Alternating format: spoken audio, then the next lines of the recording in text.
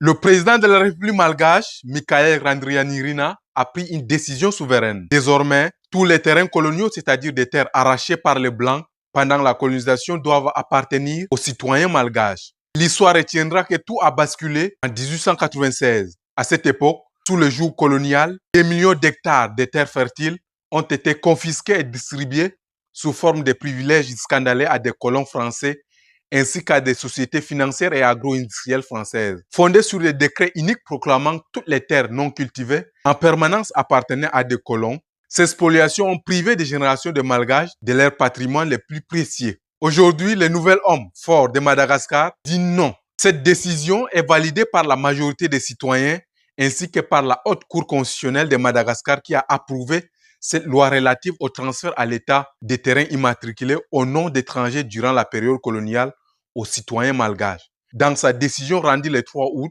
la juridiction constitutionnelle a jugé que le texte ne contient aucune disposition contraire à la Constitution.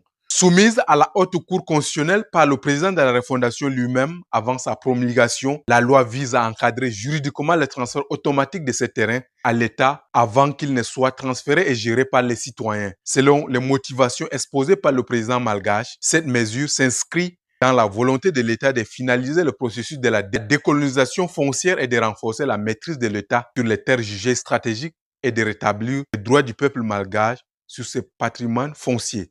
Après le transfert du patrimoine à l'État, ces terres ont vocation à être gérées et redistribuées aux citoyens malgaches. N'oubliez pas de liker, partager et commenter.